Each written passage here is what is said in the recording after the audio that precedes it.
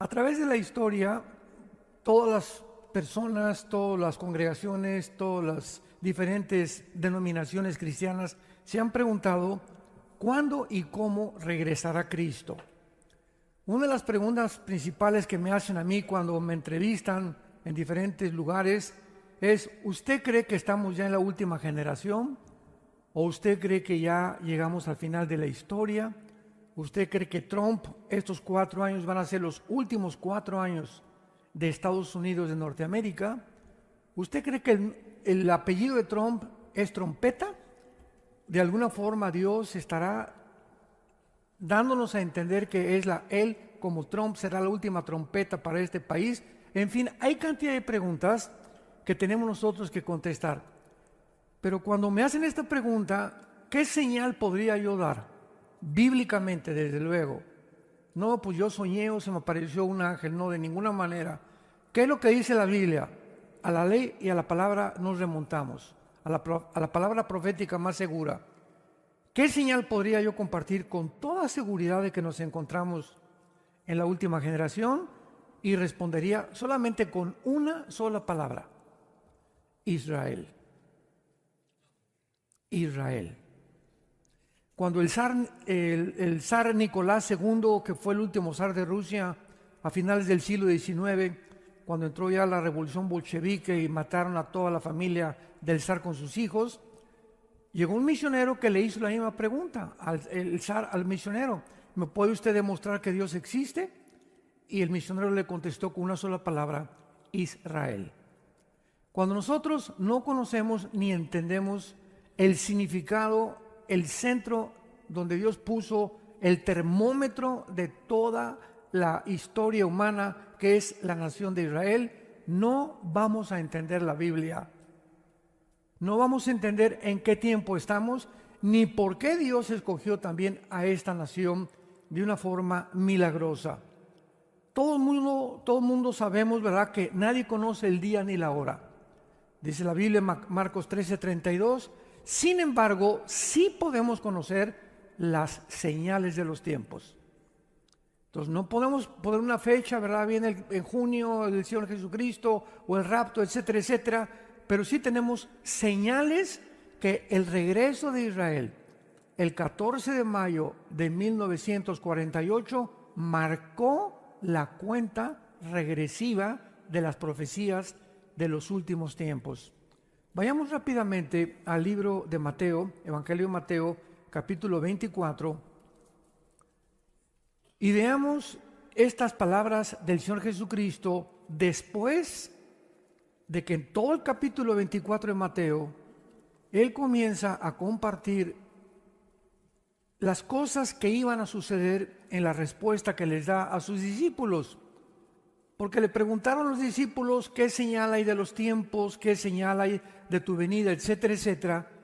Y todos sabemos lo que Cristo contestó: habrá guerras, rumores de guerra, se levantará nación contra nación. Y sabemos que fue hasta el siglo XX, por primera vez en la historia, que la Primera Guerra Mundial sucedió, 1914 y 1918. Entonces, nunca jamás antes en la historia se había levantado nación contra nación. Toda la historia está manchada de sangre, derramamiento de guerras, revoluciones, golpes de Estado, pero hasta el siglo XX se cumplen las profecías de Mateo 24, nación contra nación. Posteriormente, en 1939, 1945, la Segunda Guerra Mundial. Y como consecuencia surge Israel el 14 de mayo de 1948. Y dice Cristo en Mateo 24, versículo 32, nos da un ejemplo, que esto no es, ¿verdad?, más que una similitud o algo relacionado con la nación de Israel, como lo vamos a ver. Y tiene una profundidad las palabras de Cristo que vamos a corroborar y a confirmar a continuación. Dice Jesús: de la higuera aprendan la parábola.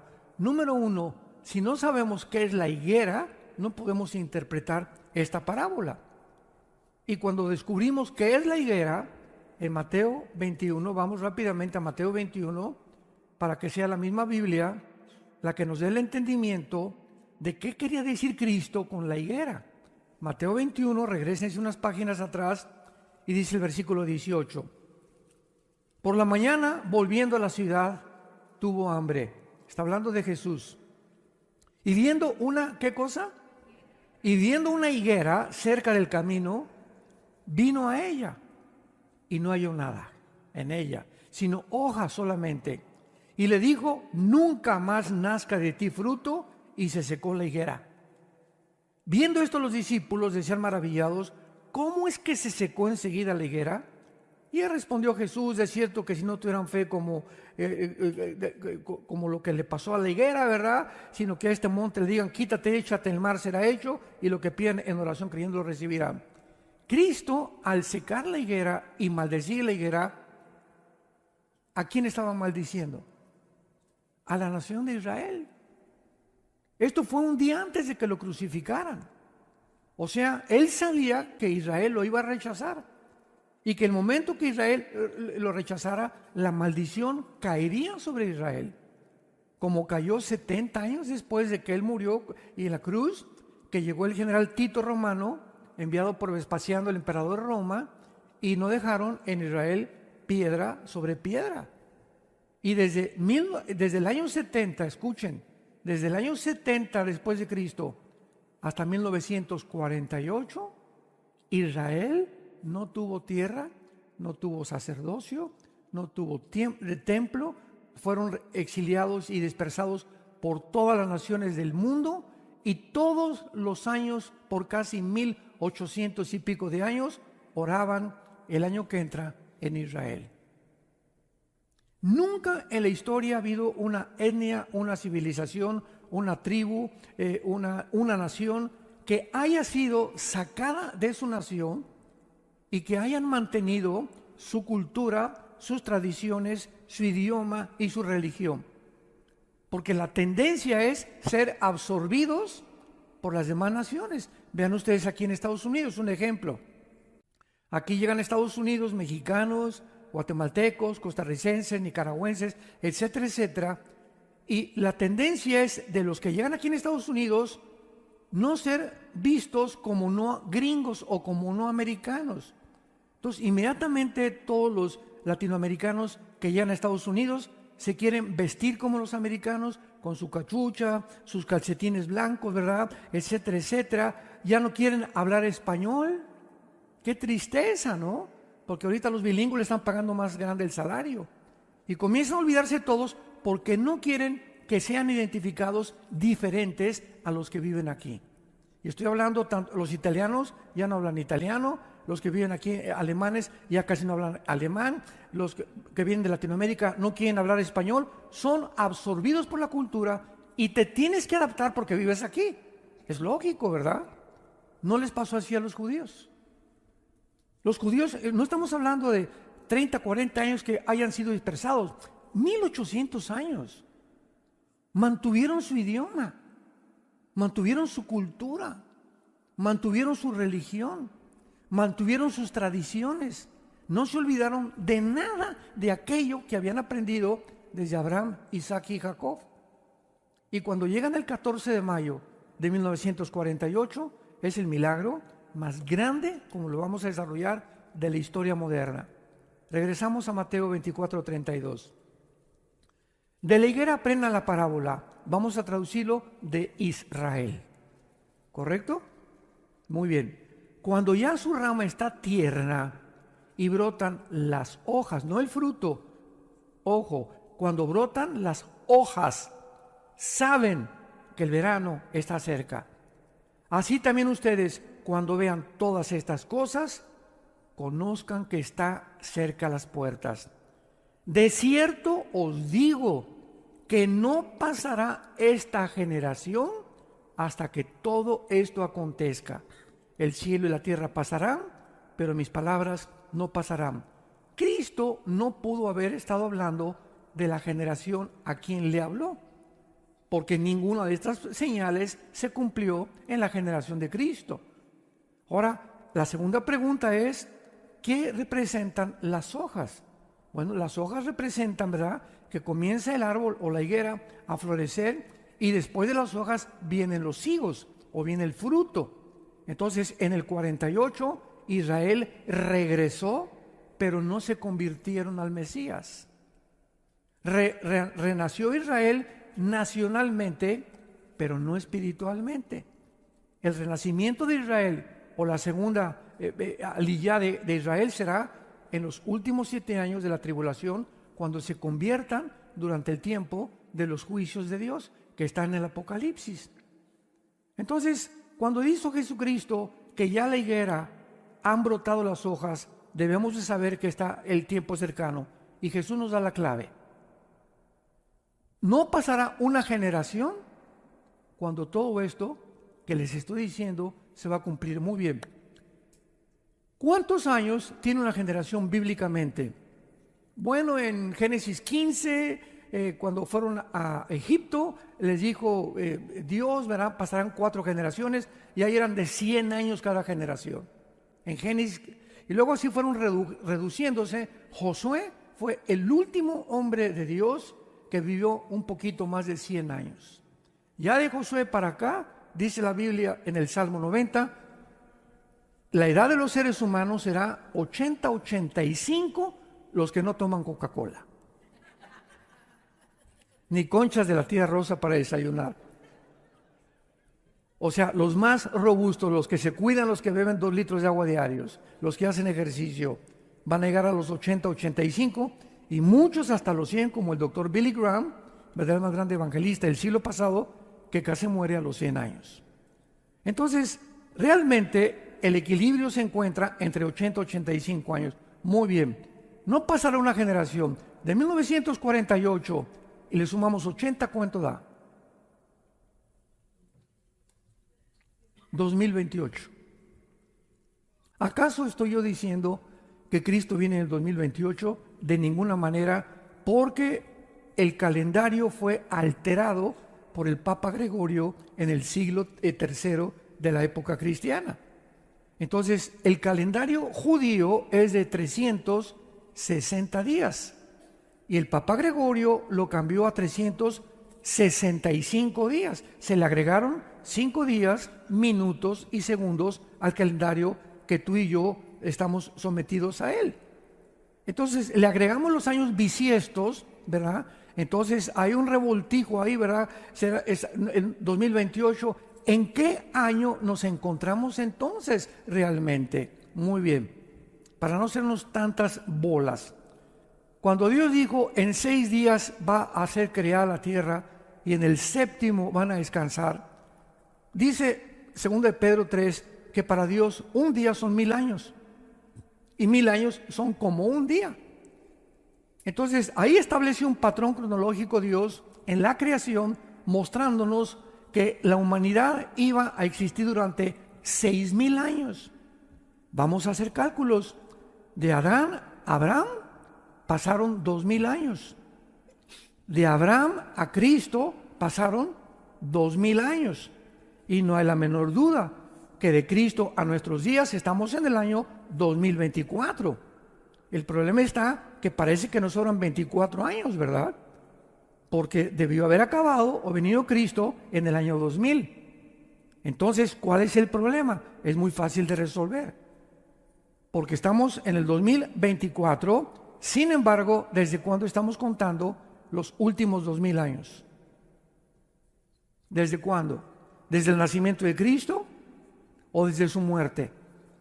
Desgraciadamente lo están contando desde el nacimiento de Cristo. Entonces estamos en el 2024, réstale 33 años de la vida de Cristo, que son el tiempo de la ley. Él murió y la dispensación de la gracia comienza en la muerte de Cristo. Ahí, por eso Lucas, Mateo y Juan, los evangelios están bajo la ley. El Nuevo Testamento no comienza con Mateo. Yo abro mi Biblia y dice Nuevo Testamento, espérame tantito, se equivocaron los que imprimieron la Biblia. Eso no está en los originales. El Nuevo Testamento comienza en Hechos capítulo 2, hasta que el Espíritu Santo bautiza y nace la iglesia que no existía en el Antiguo Testamento. Somos el cuerpo de Cristo. Entonces, si le quitamos a 2024 los 33 años, ¿en qué año estamos? 1991. Siguiendo esta lógica matemática, estamos en 1991. ¿Cuánto falta para el 2000? Quítale 7 de la tribulación. ¿Cuánto nos quedan? Los 4 años de Trump. Yo sabía que se iban a marear. Todo esto no son de una forma dogmática, simplemente estamos jugando con números para darnos cuenta, no poner ninguna fecha, pero todo esto nos indica que estamos más cerca de lo que nos imaginamos. Estamos más cerca de lo que nos imaginamos. ¿Serán realmente estos 4 años los últimos que Dios le da a Estados Unidos? ¿Podrá después de los 4 años que va esta nueva administración, que van a restaurar los altares de Dios como del Antiguo Testamento que derribaron la antigua administración bajo el presidente Biden, y bajo esta administración volverá Dios a hacer algo con esta grandísima nación que es Estados Unidos de Norteamérica, que desde hace más de 75 años después de Israel no hay ninguna otra nación más bendecida que esta nación donde tú y yo estamos viviendo y por la cual debemos orar. ¿Estará Dios diciéndonos algo? Esas son las preguntas que yo les hago a ustedes. No nos hagan por ahí, el hermano Alticín dijo que venía Cristo en el 2028. Ya nos atacan como ustedes no se imaginan, porque no oyen lo que estamos diciendo.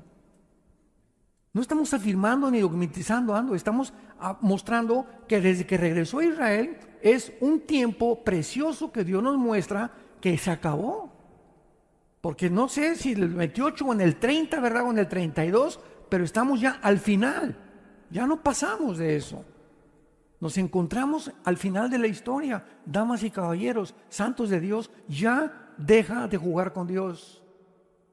Toma en cuenta a Dios en serio ya en tu vida. Ya pon seriedad y dedícate a la oración. Toma en serio la oración. Levántate en las mañanas a las 4, 5, 6, 7 de la mañana, a la hora que puedas, híncate o siéntate como estés más cómodo con tu Biblia.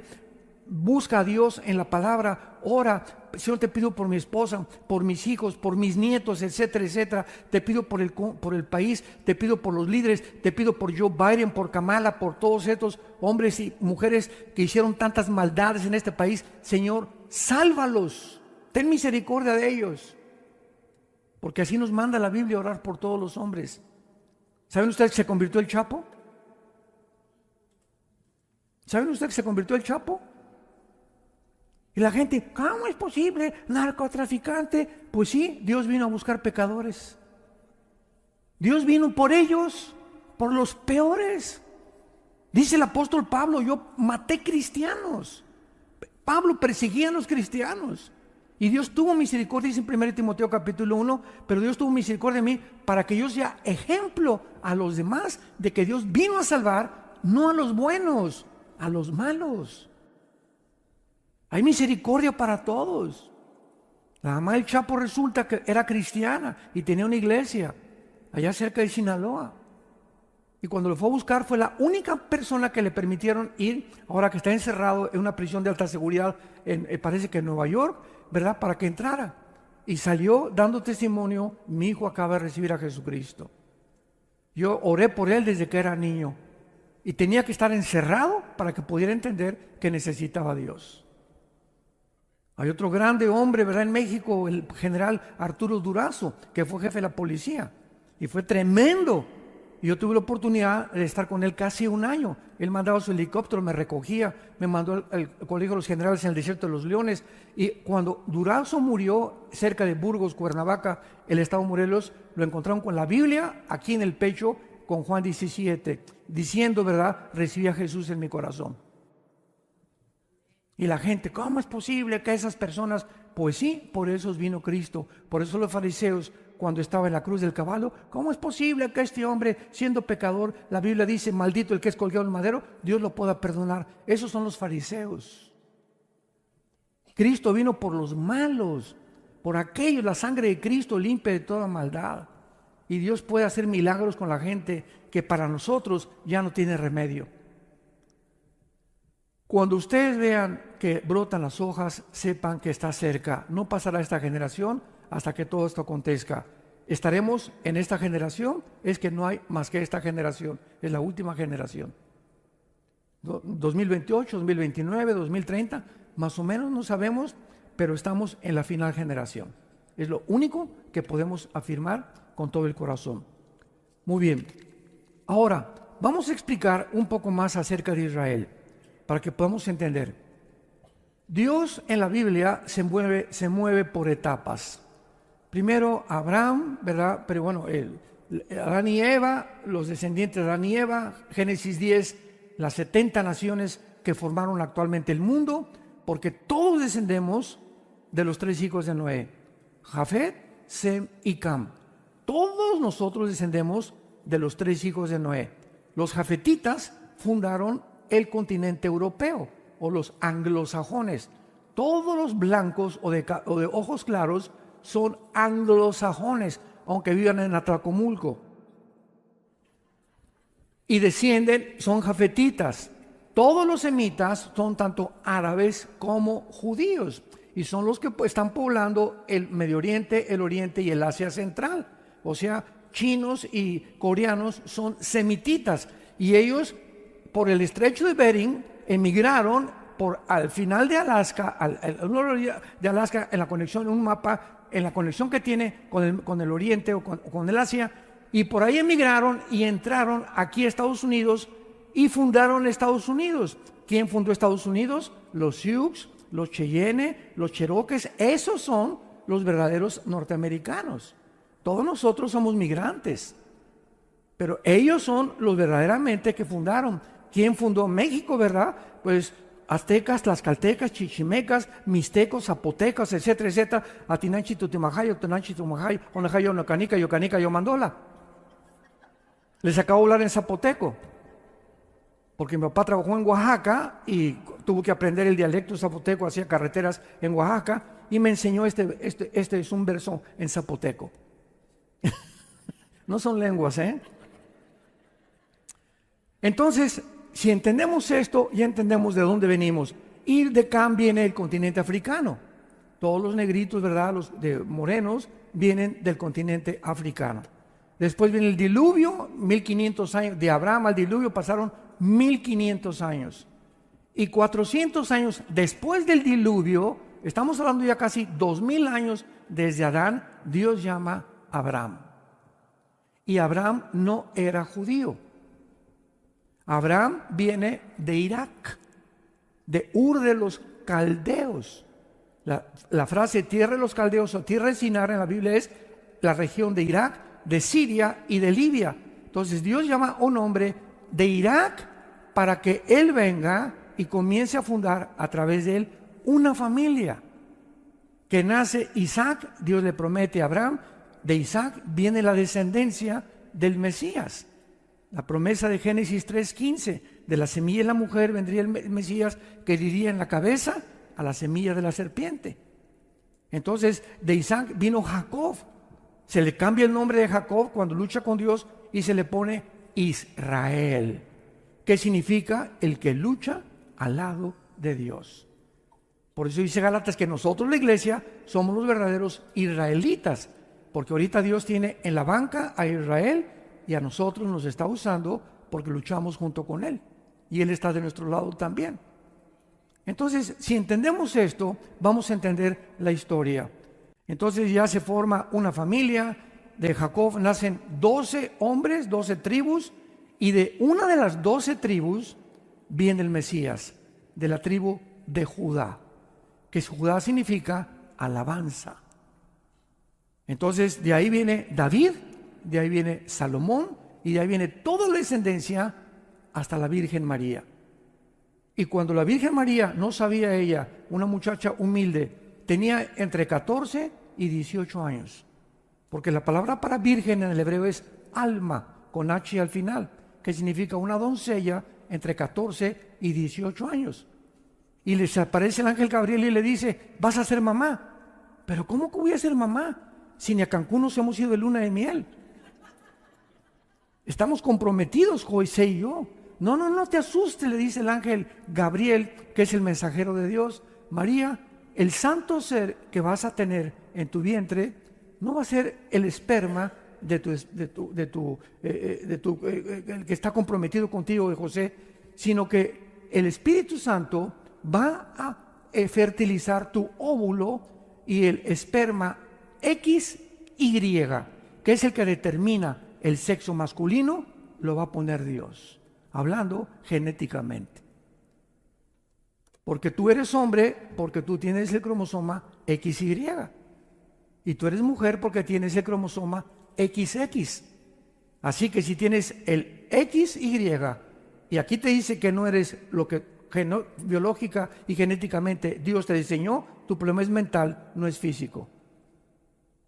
Pero es una persona que niega su sexo, es una persona que comienza a autodestruirse porque está luchando contra Dios, está luchando contra su metabolismo, está luchando contra su sistema celular, inclusive negando que yo no soy lo que mi biología me dice. Bueno, pues entonces eres el hombre araña. Así pues, pasa toda la historia en el Antiguo Testamento. Llegamos a la Virgen María, cuando nace Jesucristo, nace por la obra del Espíritu Santo. Ahora la pregunta, que hasta 1954 no se podía contestar, era, ¿por qué José no pudo tener relaciones con María? ¿Por qué no podía nacer Jesús como tú y yo nacemos? ¿Qué cosa hay genéticamente, biológicamente, que la Biblia se adelantó a 1954? ¿Qué pasó en 1954? Bueno, se les da el premio de química a los doctores Watson y Crick, norteamericanos, porque descubren la molécula del ácido desoxirribonucleico, que es el ADN o el DNA en inglés. Y ahí descubren que cada célula de nuestro cuerpo, o sea, tenemos billones de células desde el cerebro hasta la punta de los dedos de nuestros pies, estamos pero invadidos, todo el cuerpo es células, y en cada célula de tu cuerpo y en cada célula de mi cuerpo hay información. Hay un código escrito, un programa, para que en el idioma de la cibernética hay un programa en cada célula de nuestro cuerpo que determina quién eres tú y quién soy yo. En cada célula de tu cuerpo está el color de tus ojos, de tu piel, tu estatura, tu páncreas, tu estómago, tu piel, cómo eres, el color de tu piel. Todo está concentrado microscópicamente en cada célula de tu cuerpo. Y como esta información se encuentra contenida en cada célula, pues ahora desde Hitler, ¿verdad?, comenzaron a hacer, el doctor Mengele hizo los primeros experimentos de querer clonar a los seres humanos. Y han clonado la oveja Dolly, el siglo pasado, ¿verdad?, fue el primer experimento genético que hicieron. ¿Por qué? Porque de una célula puedes reproducir al ser que tiene esa célula. Y se determina también al descubrir la genética que el cromosoma o la célula del perro nunca se podrá cruzar con la gata, ni tampoco el caballo con una mula, ni el rinoceronte con un camello, ni el tiburón con un delfín, ni un halcón con una águila. Todos tenemos un código genético. Todos los seres humanos somos humanos y la sangre humana es sangre humana, no es sangre de animales. Y esto impide la teoría de la evolución y echó y destruyó la teoría de la evolución. 10 años después, 1964, 65 hasta el 70, más de 60 científicos ateos en el mundo se convierten y comienzan a leer la Biblia. Porque no había más que dos opciones desde hace más de 600 años para creer. ¿Quién hizo el universo? Una, o apareció por un accidente, ¡pum!, dijeron, el Big Bang, una gran explosión, cabeza de aguacate. ¿Y quién produjo la explosión? ¿Acaso la nada produce algo? La nada produce nada. Entonces los ateos comenzaron ya a luchar, pero no tenían ninguna otra más que la Biblia. Ah, no, pero la Biblia no, porque es un libro religioso. Y yo no, yo soy ateo. Y yo no puedo creer en ningún Dios. Y si yo digo que soy ateo, no puedo aceptar la Biblia. Y cuando la ciencia los vuelve locos y los avergüenza y los humilla, mostrándoles científicamente que ni la biología, ni la genética, ni la segunda ley de la termodinámica contradicen totalmente la teoría de la evolución, comenzaron a rascarse el pelo y decir, no nos queda otra más que creer lo que dice el libro del Génesis. En el principio Dios creó los cielos y la tierra. El universo es creación de un Dios todopoderoso que mandó a su Hijo, lo envió para decirnos cómo vivir, cómo llegar a Él y cómo creer en Él.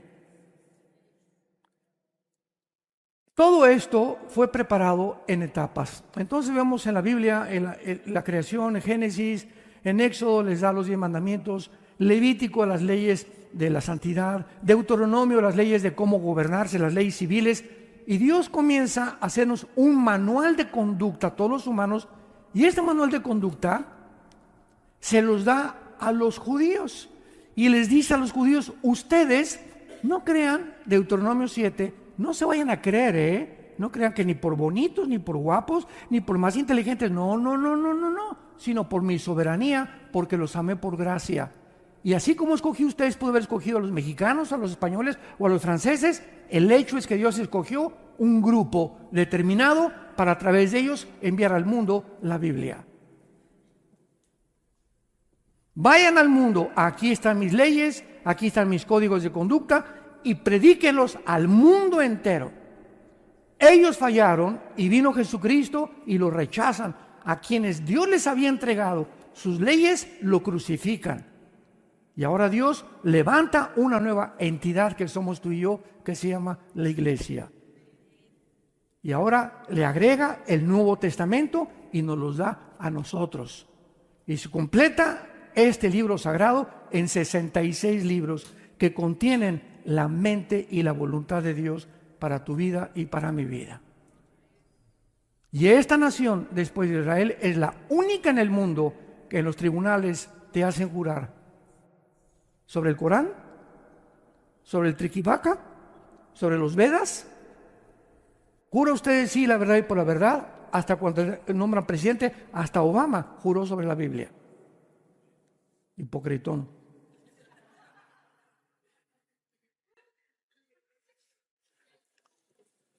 Y en este libro Dios quiere, como dijo Jesús hoy en la mañana en mi devoción, la estaba leyendo, Juan 8, yo soy la luz. Yo soy la luz. Cualquiera de ustedes que me sigue, ahorita en la confusión en la que vive el mundo, las tinieblas van a desaparecer de tu mente y vas a comenzar a entender cuál es la razón por la cual te di esa esposa, los hijos que tienes, el trabajo que tienes y la necesidad, por qué viniste ahora a estas conferencias, porque Dios tiene un plan para tu vida. Y nos está alertando, nos está llamando, está sonando la campana, talán, ya viene, prepárense, el Titanic se está hundiendo, sálvese el que pueda. No te hundas con el mundo se está hundiendo, todo se está derribando alrededor de nosotros, sistemas de gobierno, filosóficamente, religiosamente, económicamente, políticamente, el mundo es un caos, está a la orilla de un abismo el mundo actualmente. Y tenemos que despertar, porque si no despertamos, fue las 3 conferencias que estuvimos compartiendo. Yo le pido a Dios, por favor, Señor, despierta a tu pueblo. Ya, sacúdelos así, que se den cuenta que esto no es un juego, esto no es Disneylandia. Estamos en un mundo caído, donde Dios nos manda como ovejas en medio de lobos. Y nos manda para que seamos luz. Mi luz no es mía, yo reflejo la luz de Jesús. Y hablamos no nuestras palabras, las palabras de Dios, para que el mundo pueda creer que realmente Jesucristo es el Mesías. Muy bien. Para que Israel volviera a aparecer en la historia humana en el 48, Dios tuvo que trabajar también con eventos. Otra vez, con manzanitas vamos a explicarlo, vamos a aterrizar un poco más. Cuando tú ibas a ser ingeniero, pasaste por primaria, secundaria, preparatoria y universidad. o elementary, junior high, high school, university, como dicen aquí en inglés. Pero son etapas, ¿verdad? No brincaste de kinder a primaria. Ahí aprendiste a sumar, a restar, cuadrados, álgebra cuántica, etcétera, etcétera. Y de ahí brincas a secundaria y entiendes más, a la preparatoria entiendes más, a la universidad entiendes más y finalmente has logrado el título. Juan Campaney, usted es doctor, usted es médico, usted es abogado y este título lo pongo en mi oficina para que la gente que entre vea que soy psiquiatra, psicólogo, ingeniero, arquitecto, que luché y pasé muchas etapas y no fue fácil para llegar a donde estamos actualmente. Dios hace todo en etapas. Cuando yo me convertí a Cristo, yo nunca supe lo que Él quería para mi vida porque yo fui ateo. Pertenecía al Partido Comunista Mexicano. Yo me quería ir a Cuba a luchar con la guerrilla urbana. Tenía una foto del Che Guevara grandísima, era mi ídolo en mi casa. Y estaba completamente decepcionado de la religión. Jamás me enseñaron a Jesús, éramos muy católicos. Mi papá traía su cordón de San Francisco de Asís, yo fui moganillo, quería ser cura yo a los 13 años de edad. Y cuando me dicen que tenía que hacer el voto de celibato sacerdotal, o sea, que un cura no se puede casar, les dije, bye bye. A mí me gustan las mujeres.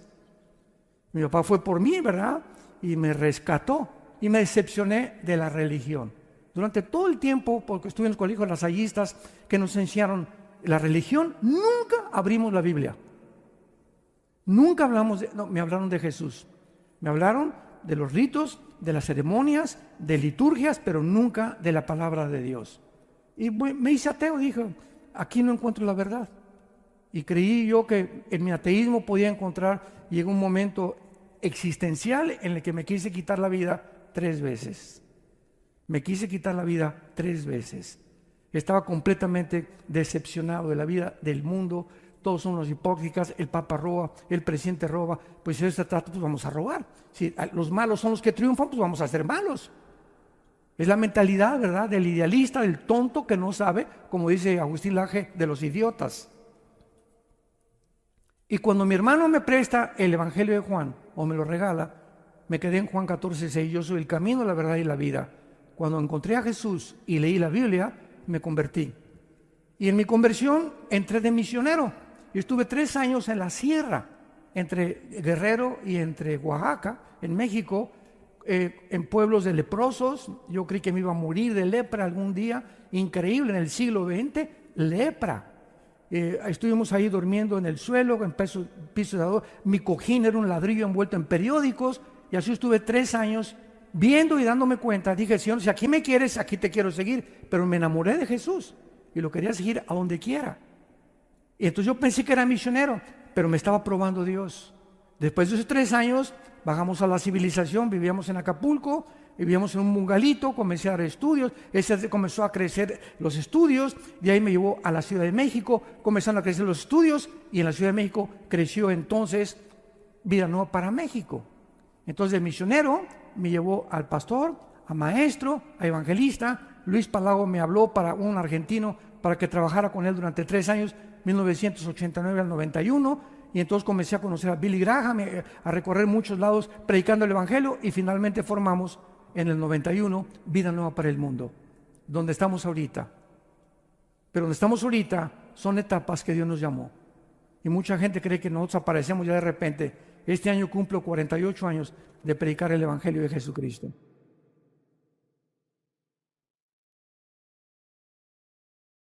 Han sido años muy difíciles, han sido años que hemos luchado, como ustedes no se imaginan, hemos sufrido persecución, divisiones, etcétera, etcétera, amenazas de muerte. Ustedes no se imaginan lo que atravesamos para que Dios nos use como nos está usando. Y lo primero que nos hace es, antes de usarnos, es aplastarnos y humillarnos. Y en esos 3 años en la sierra como misionero, Dios me sacó todo aquello que yo podía creer que era mío, para que me pudiera usar. Dios llamó a Moisés después de Egipto 40 años y estuve estudiando jeroglíficos, e historia y geografía y el idioma de los egipcios, etcétera, etcétera. Y cuando Dios lo llama, lo lleva 40 años a ver lagartijas en el desierto, a no hacer nada absolutamente, o sea, a despojarlo y a mostrarle que no era el conocimiento que él tenía ni su intelectualidad lo que él iba a usar. Y ya que vio que Moisés estaba completamente hecho lo que él quería hacer, lo llamó y le dijo: quiero que guíes a 2 millones de cabritos, porque no eran ovejas, era un pueblo rebelde, terco, quejumbroso y criticón, porque cada ratito lo atacaban a Moisés. Entonces Dios nos prepara, hermanos, no sé en tu caso, pero tú en el momento en que tú estás ahorita, Dios te está preparando. En tu matrimonio tienes problemas, te está preparando para algo, para que seas paciente, porque el matrimonio es el gimnasio de Dios. Ahí es donde aprendes a ser pacientes, a aguantarla o aguantarlo. Ahí es donde Dios trabaja con nuestro carácter.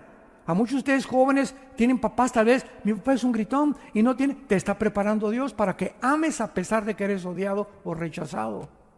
Es que a mí me violaron a los 8 años, pues Dios tiene un propósito para haber permitido eso en tu vida, para que más adelante tengas tú compasión de esas muchachas y puedas ser usada en las manos de un Dios que tú atravesaste el dolor y ese dolor te hizo apreciar el valor de la vida humana.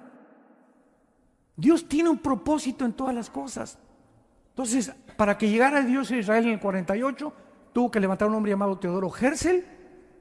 Él comenzó a tener la visión de que Israel tenía que regresar, pero el Medio Oriente rápidamente estaba en manos del Imperio Otomano, de los musulmanes. Entonces llega la Primera Guerra Mundial y pierden Alemania la Primera Guerra Mundial y el Imperio Otomano es conquistado por los ingleses. Y los ingleses sacan, vean la preparación, para que Israel regresara a su tierra no podían estar los otomanos. Entonces Dios saca a través de los ingleses a los otomanos, viene la Segunda Guerra Mundial, vienen los nazis y votan las Naciones Unidas para que Israel regrese a su tierra. Primero, el sueño de Herzl, el Imperio Otomano tiene que ser sacado, tiene que haber una Primera Guerra Mundial que prepare a Israel para entrar a su tierra, una Segunda Guerra Mundial para que prepare la tierra para que entre Israel, y cuando Dios ya ve que todo está perfectamente bien delineado y establecido de acuerdo a su programa, pone a Israel para que nunca más lo saquen de su tierra que yo les di, ha dicho Jehová Dios tuyo. 4 guerras, 48, 56, 67 y 73, la guerra de Yom Kippur, y no los han podido sacar. Forjan grupos guerrilleros, Hamas, Hezbollah, los Hutis, Al-Qaeda, ISIS, los talibanes, y no han podido sacarlos.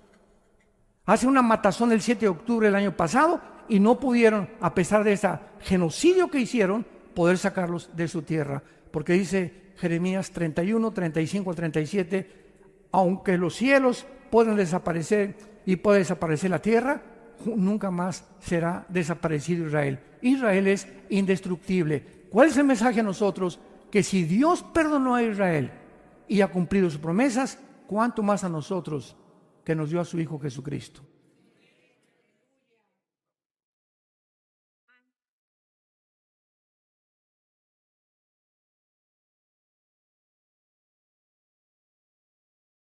La prueba más grande que Dios existe es Israel. La evidencia más grande de la fidelidad de Dios es Israel. Nadie hubiera podido soportar un pueblo que es minúsculo ahí del Medio Oriente, la única democracia en el Medio Oriente, rodeados por más de 30 millones de árabes que no han podido sacarlos. No han podido echarlos al Mediterráneo. Y el odio que hay contra ellos no es contra los mexicanos, ni contra los americanos, ni contra los italianos, ni contra los budistas, ni contra los maometanos, ni contra los musulmanes. ¿Por qué el odio es contra Israel? ¿Por qué? Porque el diablo sabe lo que Dios les dio y a través de ellos vino la Biblia y a través de los judíos vino Jesucristo. ¿Por qué el odio contra la mujer? Venimos platicando ya de los pastores en el carro. ¿Por qué todas las mentadas de mamá son contra la mamá? ¿Por qué no contra el papá? En todos los idiomas, no se han fijado en eso, ¿Por qué no contra el papá? ¿Por qué siempre la mamá? Mamá, ¿qué tiene la culpa que me la insultes? ¿Por qué? Porque desde el principio de la creación, Satanás odia a la mujer.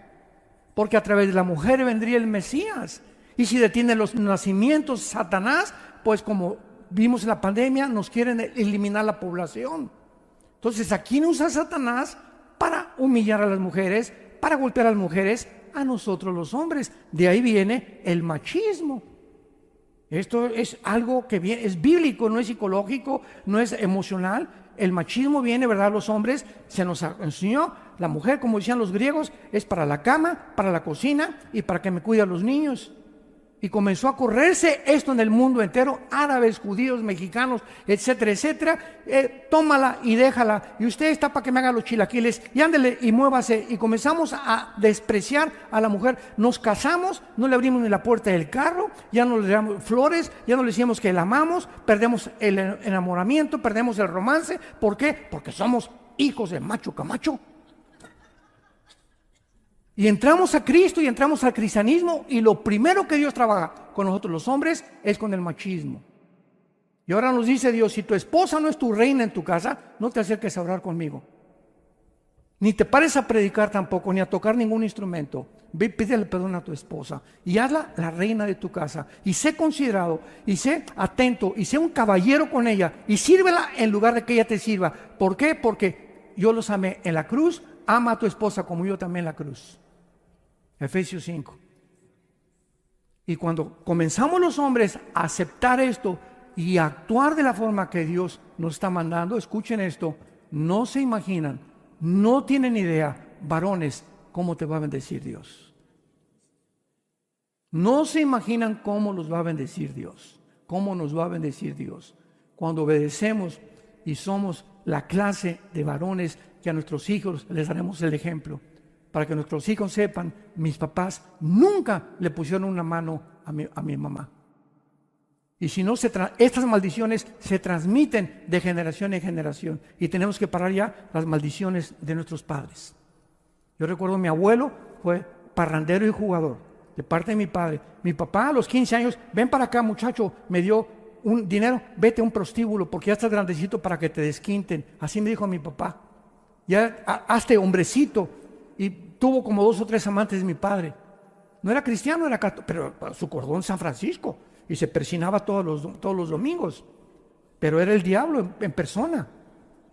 Murió pobrecito, ¿verdad? Muy joven, fumaba 3 cajetillas de cigarros, se puso muy gordo, era muy alto, como 1,90 de estatura, pero me dejó un ejemplo, ¿verdad?